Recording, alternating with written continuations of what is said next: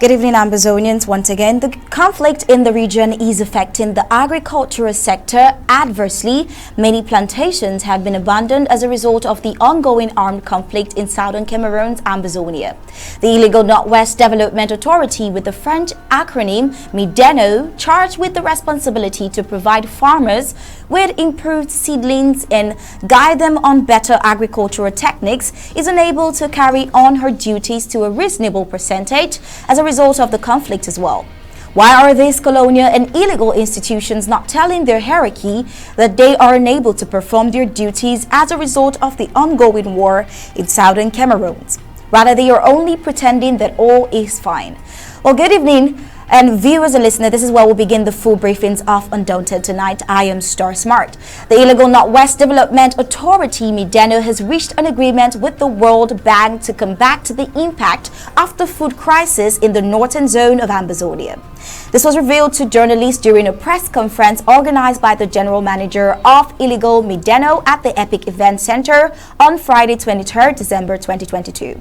The project is expected to greatly add to the inadequate work Mideno has done in 2022 to fight against food shortage in the northern zone at a time when food prices are surging. In 2022, the authority distributed 20.45 tons of maize seeds to be cultivated on a total land surface of 1,025 hectares.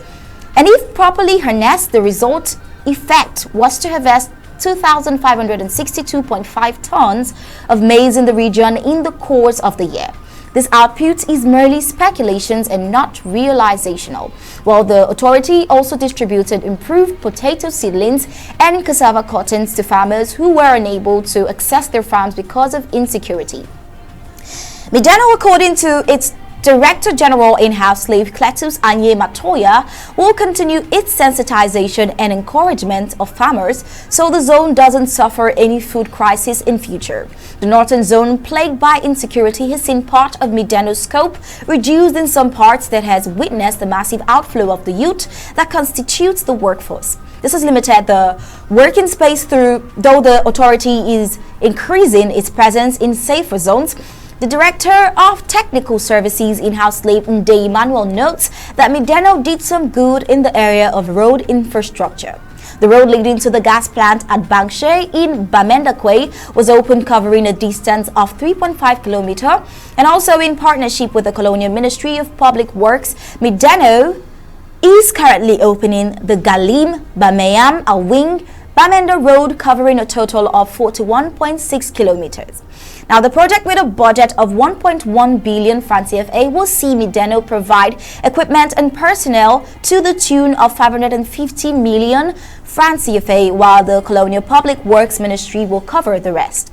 While appreciating the efforts of the management of the authority, the staff representative Ndula Lawrence called on management to affix the 27 labor medals approved by the Colonial Minister of Labor and Social Security on them. A request in-house slave Cletus Anye Matoya says will be done in 2023. He notes that it is not just a matter of receiving medals, there should be a corresponding increase on their salaries. That will be done in 2023 as money is the issue now. This is what the general manager told the press. Mideno has seen a successful 2022, but not without hitches which the Director of Administration and Finance, in-house slave Bawe Ndi Ernest, says comes mostly from the late disbursement of subventions which are also insufficient to carry on the mission of the authority.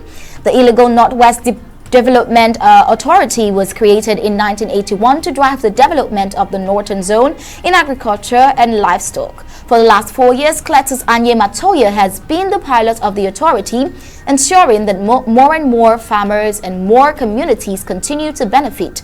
But today, unfortunately, it is a shadow of itself. We the people, ABC Amba TV, Ambazonia Broadcasting Corporation. The voice of the voiceless, the voice of Ambazonia, connecting the world from Africa. With untold stories, Africa's best.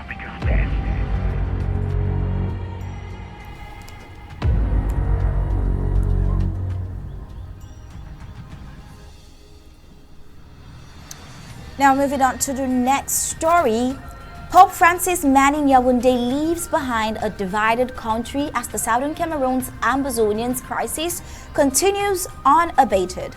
As the Pope's ambassador to Cameroon moves on, leaving behind a country still torn apart by ethnic and linguistic divides despite his best efforts at peace, his final plea to the country was to embrace a spirit of dialogue without prejudice. Archbishop Giulio Murat, a Turkish prelate who served in Cameroon and Equatorial Guinea since 2018, was named the new apostolic nuncio or ambassador to Sweden and Iceland November 9th. Now, the church wasn't meant to separate people, but to unite those who were separated, and if there are differences as a result of different sensibilities, we should always be open to listen, to dialogue without prejudice, he says. He said this during a mass organized by the Cameroon Episcopal Conference to bid him farewell on December 12, 2022. That's like 2 weeks back. The nuncio carefully avoided the one issue that has divided Cameroon and threatens to bring down the country's false foundation, the Ambazonian Liberation War that has been raging unperturbed since 2016. And Undaunted just learned that the Pope himself has called on the entire world to support Ukraine suffering the same fate with the Southern Cameroons Ambazonians, and it is high time for the nuncio to tell his boss, the Pope, that he is leaving Cameroon with unresolved issues concerning the Ambazonian Liberation War, which has claimed over 40,000 lives and counting, and the Pope, his boss, should be reminded that all creatures are equal before God and black lives equally matter, not just Ukraine. This happened about 2 weeks back, but of course, that hasn't done anything to resolve the conflict in any way. Amicable dialogue as equals has not been achieved yet. Instead, we see more dehumanizations of the British Southern Cameroons.